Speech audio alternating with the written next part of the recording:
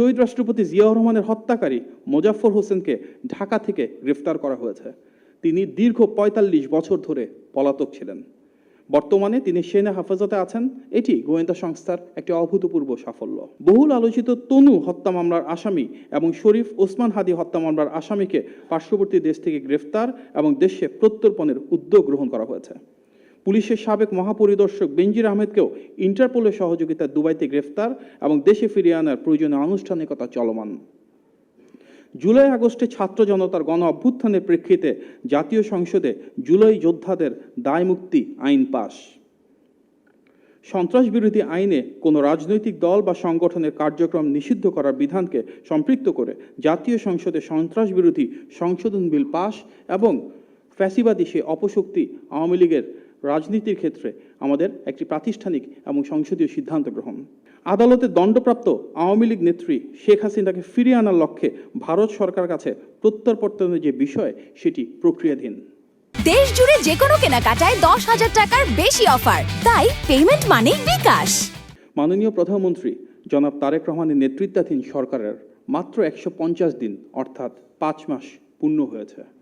সময়ের পরিমাপে এটি হয়তো খুব দীর্ঘ কোনো সময় নয়, কিন্তু একটি গণতান্ত্রিক সরকারের জন্য প্রতিটি দিনই জনগণের প্রতি দেওয়া অঙ্গীকারের বাস্তবায়নের দিন। প্রতিটি মুহূর্তেই দায়িত্ব ও জবাবদিহিতা পালনের পরীক্ষা, আর প্রতিটি পদক্ষেপই মানুষের আস্থা অর্জনের নতুন সুযোগ। এই অল্প সময়ের মধ্যেই সরকার রাষ্ট্র পরিচালনায় স্বচ্ছতা, সুশাসন, জনকল্যাণ এবং মানুষের প্রত্যাশা পূরণকে সর্বোচ্চ অগ্রাধিকার দিয়ে নিরলসভাবে কাজ করে যাচ্ছে। আমরা বিশ্বাস করি জনগণের আস্থা ও বিশ্বাসই একটি সরকারের সবচেয়ে বড় শক্তি। তাই সরকারের প্রতিটি উদ্যোগ, প্রতিটি অর্জন, প্রতিটি সংস্কার এবং প্রতিটি চ্যালেঞ্জ সম্পর্কে জনগণকে অবহিত করাকে আমরা নৈতিক দায়িত্ব হিসেবে দেখি। আমরা চাই জনগণ হোক সরকারের কাজের প্রকৃত মূল্যায়নকারী। তাদের আস্থা, সমর্থন ও গঠনমূলক মতামতেই আগামী দিনের পথ চলায় সরকারের সবচেয়ে বড় প্রেরণা। দীর্ঘ ফ্যাসিবাদী শাসনের অবসান ঘটিয়ে বিগত দিনের ভেঙে পড়া রাষ্ট্র কাঠামোকে পুনরুদ্ধার করার ম্যান্ডেট পেয়েছেন গণমানুষের নেতা বিএনপি চেয়ারম্যান জনাব তারেক রহমান। দায়িত্ব হাতে নিয়ে অত্যন্ত স্বল্প সময়ের মাঝেই তিনি মানুষের আস্থার চূড়ায় অবস্থান করছেন।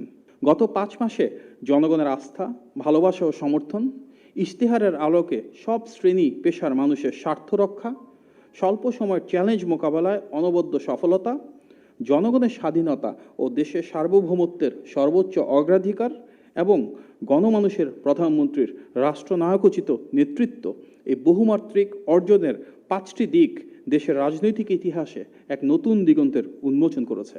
একই সঙ্গে একটি মানবিক, বৈষম্যহীন, নিরাপদ, মেধাভিত্তিক, সমৃদ্ধ ও স্বনির্ভর বাংলাদেশ বিনির্মাণের পথকে সুগম করেছে। জনগণের প্রত্যক্ষ ভোটে নির্বাচিত হয়ে দায়িত্ব গ্রহণের পর সরকার মূলত গণতান্ত্রিক প্রতিষ্ঠানসমূহের পুনর্গঠন এবং অর্থনৈতিক স্থিতিশীলতা বজায় রাখাকে সর্বোচ্চ অগ্রাধিকার দিয়েছে। দ্রব্যমূল্য নিয়ন্ত্রণ, আর্থিক খাতের শৃঙ্খলা পুনরুদ্ধার, পাচারকৃত অর্থ ফেরত আনা এবং বিভিন্ন প্রকল্পের ব্যয় সাশ্রয়ী ও দুর্নীতিমুক্ত পর্যালোচনা নিশ্চিত করে সরকারের সুশাসনের দৃঢ় বার্তা। একই সাথে সাম্প্রতিক বন্যা দুর্গতদের পুনর্বাসন, বিপর্যস্ত ও লুণ্ঠিত স্বাস্থ্য ও শিক্ষা খাতের বিভিন্ন ধরনের বিনির্মাণ চলমান রয়েছে। 5 মাসের সংক্ষিপ্ত সময়ে অর্জিত সাফল্যকে ভিত্তি করে একটি অন্তর্ভুক্তিমূলক, বৈষম্যহীন এবং সমৃদ্ধশালী বাংলাদেশ বিনির্মাণের জনগণের প্রতি সরকার সম্পূর্ণ প্রতিশ্রুতিবদ্ধ। বিগত 5 মাসে আমরা দেখেছি প্রতিটি মন্ত্রণালয়ে দৃশ্যমান সাফল্য এসেছে। এই সফলতাগুলোকে আমরা মোটা দাগে 5টি বৃহৎ অর্জনে বিভক্ত করতে পারি। এখন আমরা সরকারের 5 মাসে বহুমাত্রিক অর্জনের সেই 5টি দিক আপনাদের সামনে উপস্থাপন করছি। 1. জনগণের আস্থা, ভালোবাসা ও সমর্থন। দীর্ঘদিন পর অবাধ, সুষ্ঠু ও গ্রহণযোগ্য নির্বাচনের মাধ্যমে গঠিত জনগণের এই প্রতিনিধিত্বমূলক সরকার দেশ পরিচালনায় সর্বস্তরের মানুষের আস্থাকে ধারণ করে এগিয়ে চলেছে। এই ব্যবস্থায় রাষ্ট্রীয় জবাবদিহিতা, প্রশাসনিক স্বচ্ছতা, বাক স্বাধীনতা, মানবাধিকার রক্ষা এবং আইনের অনুশাসন প্রতিষ্ঠার প্রতিটি প্রতিশ্রুতি অত্যন্ত দৃঢ়তার সাথে মাননীয় প্রধানমন্ত্রীর নেতৃত্বে রক্ষা করা হয়েছে। বিগত 2014 সালের ভোটারবিহীন একতরফা নির্বাচন, 2018 সালের আগের রাতের নির্বাচন এবং 2024 সালের একপাক্ষিক ডামি নির্বাচনের কারণে রাষ্ট্র ক্ষমতায় জনগণের প্রতিনিধিত্ব দীর্ঘকাল অনুপস্থিত ছিল। অবশেষে 2026 সালের 12 ফেব্রুয়ারি আপামর জনসাধারণের অংশগ্রহণে অনুষ্ঠিত একটি অবাধ, স্বতঃস্ফূর্ত ও নিরপেক্ষ নির্বাচনের মাধ্যমে গণতান্ত্রিক সরকার মাননীয় প্রধানমন্ত্রীর নেতৃত্বে রাষ্ট্রীয় দায়িত্ব গ্রহণ করে। ফলে দীর্ঘ প্রতীক্ষার পর জনগণ ফিরে পেয়েছে তাদের অধিকার এবং সরকার ও জনগণের মধ্যকার পারস্পরিক গভীর আস্থা ও নির্ভরতাই আজ এই রাষ্ট্র ব্যবস্থাকে একটি প্রকৃত কল্যাণমুখী গণতান্ত্রিক সরকার হিসেবে সুপ্রতিষ্ঠিত করেছে। আমরা কয়েকটি উদাহরণ হিসেবে যদি দেখি, শিশু রামিসা ধর্ষণ ও হত্যা মামলার রায় 19 দিনে এবং মেহেরপুরের শিশু ধর্ষণ মামলার রায় 29 কার্যদিবসের মধ্যে সম্পন্ন করে দ্রুততম সময়ে বিচার নিশ্চিতের নতুন নজির স্থাপিত হয়েছে। নারী ও শিশু নির্যাতন দমন আইনে মামলায় ডেথ রেফারেন্স ও আপিল অগ্রাধিকারের ভিত্তিতে শুনানির পর মাত্র 1 মাসে 10টি রায় ঘোষণা। শহীদ রাষ্ট্রপতি জিয়াউর রহমানের হত্যাকারী মোজাফফর হোসেনকে ঢাকা থেকে গ্রেফতার করা হয়েছে। তিনি দীর্ঘ 45 বছর ধরে পলাতক ছিলেন। বর্তমানে তিনি সেনা হেফাজতে আছেন। এটি গোয়েন্দা সংস্থার একটি অভূতপূর্ব সাফল্য। বহুল আলোচিত তনু হত্যা মামলার আসামি এবং শরীফ ওসমান হাদি হত্যা মামলার আসামিকে পার্শ্ববর্তী দেশ থেকে গ্রেফতার এবং দেশে প্রত্যর্পণের উদ্যোগ গ্রহণ করা হয়েছে। পুলিশের সাবেক মহাপরিদর্শক বেনজির আহমেদকেও ইন্টারপোলের সহযোগিতায় দুবাইতে গ্রেফতার এবং দেশে ফিরিয়ে আনার প্রয়োজনীয় আনুষ্ঠানিকতা চলমান। জুলাই আগস্টে ছাত্র জনতার গণ অভ্যুত্থানের প্রেক্ষিতে জাতীয় সংসদে জুলাই যোদ্ধাদের দায় মুক্তি আইন পাস।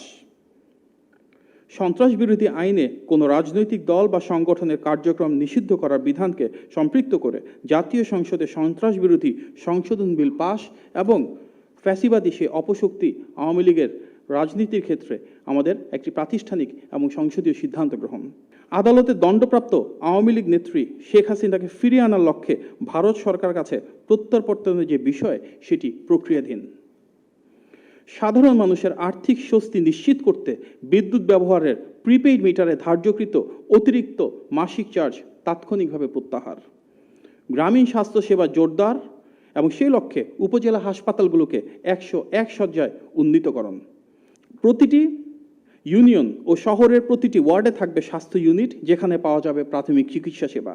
উপজেলা হাসপাতালগুলোতে আইসিইউ সুবিধা সহ জরুরি বিভাগ, ইনডোর ও আউটডোর সেবা এবং আধুনিক প্যাথোলজি সুবিধা সার্বক্ষণিক চালু। প্রতিটি ইউনিয়নে প্রাথমিক হেলথ কেয়ার ইউনিট গঠন এবং ঘরে ঘরে স্বাস্থ্য পরীক্ষা বা হেলথ স্ক্রিনিং কার্যক্রম চালু। সংসদীয় কার্যক্রমের প্রথম 25 কার্যদিবসের মধ্যে অভূতপূর্ব দ্রুততার সাথে জনস্বার্থ ও রাষ্ট্রীয় সংস্কার সংশ্লিষ্ট 94টি বিল পাস, অর্থাৎ অন্তর্বর্তী সরকারের গৃহীত অধ্যাদেশগুলোকে আইনে রূপান্তর। যৌথ বাহিনীর উদ্যোগে ইতিমধ্যে চট্টগ্রামের সীতাকুণ্ডের জঙ্গল শ্রীরামপুর, যেটা দীর্ঘদিন ধরে সরকারের নীতির বাইরে গিয়ে সেখানে আমরা দেখেছি কিভাবে সন্ত্রাসের নানান কর্মকাণ্ড পরিচালিত হতো, সেখানে অভিযান চালিয়ে কোনো প্রাণহানি ছাড়াই এলাকাটিকে সন্ত্রাসমুক্ত করা, যার প্রভাব আমরা সারা বাংলাদেশে আইন শৃঙ্খলা পরিস্থিতির উন্নতির মাধ্যমে দেখতে পাচ্ছি। পরিবেশ সুরক্ষায় দেশ জুড়ে আগামী 5 বছরে 25 কোটি বৃক্ষরোপণের বিশাল সামাজিক কর্মসূচি। ঢাকাকে দূষণমুক্ত করতে প্রাথমিকভাবে 250টি সর্বাধুনিক পরিবেশ বান্ধব বৈদ্যুতিক বাস চালুর ঘোষণা। ঢাকা শহরের ট্রাফিক ব্যবস্থাপনা আধুনিক ও গতিশীল করতে বেশিরভাগ গুরুত্বপূর্ণ এলাকাকে এআই বা আর্টিফিশিয়াল ইন্টেলিজেন্স প্রযুক্তির ব্যবহার শুরু। চট্টগ্রাম বন্দরে স্বয়ংক্রিয় কার্গো রিলিজ ব্যবস্থা চালু এবং ঢাকার যানজট নিরসনে 4টি আন্তজেলা বাস টার্মিনাল মহানগরের বাইরে স্থানান্তর নির্দেশ। সুপরিকল্পিত অর্থনৈতিক ব্যবস্থাপনার ফলে মূল্যস্ফীতি হ্রাস পেয়ে এখন 8.71% এবং বৈদেশিক মুদ্রা রিজার্ভ বর্তমানে $36.58 বিলিয়ন রূপান্তর। বৈদেশিক রেমিটেন্সের পরিমাণ বাড়ছে, যা বাংলাদেশের ইতিহাসের সর্বোচ্চ। প্রবাসীদের গভীর আস্থার প্রতিফলন হিসেবে গত মার্চ মাসে রেকর্ড পরিমাণ $3.75 বিলিয়ন রেমিটেন্স এসেছে। আপনারা জানেন, বিদেশে শ্রমশক্তি রপ্তানি শুরু হয় শহীদ প্রেসিডেন্ট জিয়াউর রহমানের সময়। সেটিকে ধারণ করে প্রবাসী কার্ডকে প্রাধান্য দিচ্ছে সরকার। রাষ্ট্রীয় অপব্যয় রোধে মন্ত্রিসভার সদস্যরা তাদের জন্য বরাদ্দকৃত শুল্কমুক্ত গাড়ি ক্রয় এবং সরকারি প্লট সুবিধা দেওয়ার প্রথা প্রত্যাখ্যান করেছেন।